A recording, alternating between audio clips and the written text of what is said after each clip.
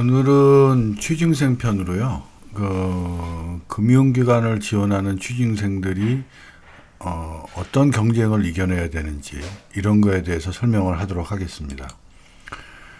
보통 저축은행, 신탁사, 제2금융권 이런 곳은 상대적으로 증권사보다는 적은 연봉이죠. 하지만 안정된 직장입니다. 그러니까 정년까지 보장받을 수 있고 실적 때문에 잘리거나 이러지는 별로 않죠. 그에 비해서 증권사는 1년 계약직입니다. 예외가 없어요. 그래서 1년 계약직이 돼서 실적이 없으면 그만둬야 되고 대신에 급여 이외에 높은 인센티브를 받게 됩니다. 그래서 증권사를 선호하는 사람들은 대놓고 얘기해요. 자기는 돈 벌러 왔다고. 그래서 이 파이낸스라는 거를 밖에서 보기에는 굉장히 좋은 것 같지만 생각보다는 모든 직장이나 자영업 다 마찬가지겠지만 굉장한 버든이 따라가는 그런 일입니다. 나이별로 이제 증권사가 이제 어떻게 경쟁이 치열해지는지를 설명해 드리면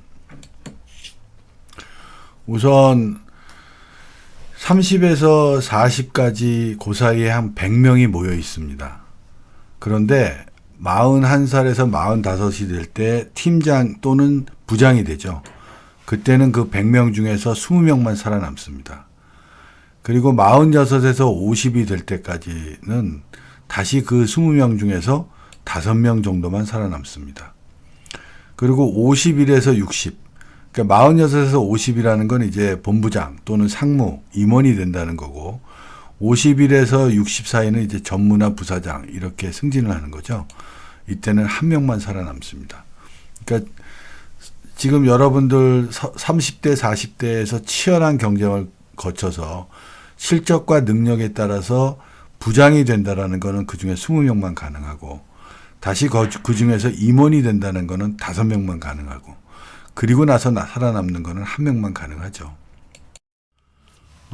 그래서 다른 직종도 마찬가지겠지만 보통 금융기관에서 일을 한다는 것이 그렇게 쉽지만은 않습니다. 특히 증권사를 지원하는 많은 취준생들은 펀드 매니저니 고액 연봉자니 이런 거에 대한 로망 때문에 증권사를 많이 선호하지만 그렇게 쉬운 곳이 아니에요. 그래서 저는 가끔 이 증권사 직원들을 오리에 비교합니다. 그 우아한 자태로 남들이 선망하는 그런 물 위에서 논이는 우아한 자태를 뽐내지만 물 밑에서는 끊임없이 물장구를 쳐야 되는 치열한 처절한 경쟁을 벌이고 있다는 거죠. 그래서 여러분들이 사실은 직장 내에서 젊은 사람들이 꼰대 이런 표현을 하지만 아까 앞에서 말씀드렸듯이 자기 팀장인 부장 또는 임원 절대로 꼰대가 아니에요. 그분들은 이 치열한 경쟁을 다 이겨서 충분한 전문 지식을 갖추고 있는 존경받을 만한 분들이라는 겁니다. 금융인의 역량을 설명을 드리려고 하는데 우선은 영업을 할 수 있어야 되죠. 그래서 고객을 확보할 수 있어야 됩니다. 그 다음에 전문 지식이 충분히 있어야 되죠. 그래서 금융구조를 이해하고 그 자기가 하고 있는 금융구조에 대해서 해박한 지식이 있어야지만 충분히 실적을 달성할 수 있죠. 그리고 네트워크가 있어야 됩니다. 절대로 혼자 할 수 있는 일은 없어요.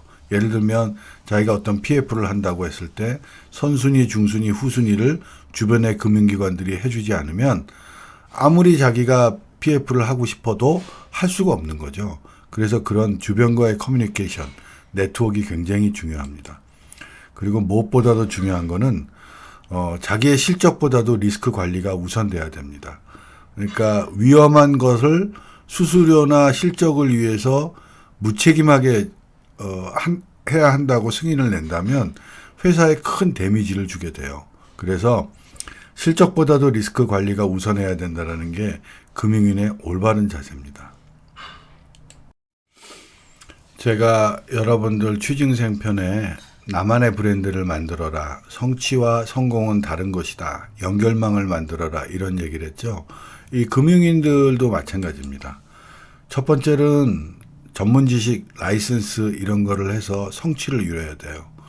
그 다음에 연결망을 만들어야 됩니다. 주변의 네트워크를 갖춰서 자기가 하는 일에 도움을 줄 수 있는 연결망을 만들면 고객도 연결망 중에 하나라고 했습니다. 그리고 그 연결망 내에서 자기의 독자적인 브랜드, 나의 퍼스널리티는 어떻고, 나의 어빌리티는 어떻고, 나의 네트워크는 어떤지 이런 브랜드를 세울 수 있으면 나중에 그 연결망에서 자기한테 보상을 해주는 겁니다. 앞에 취준생의 성취 연결망 브랜드 보상이 왜 중요한지 이번 강의로 더 아셨으리라 생각이 됩니다. 감사합니다.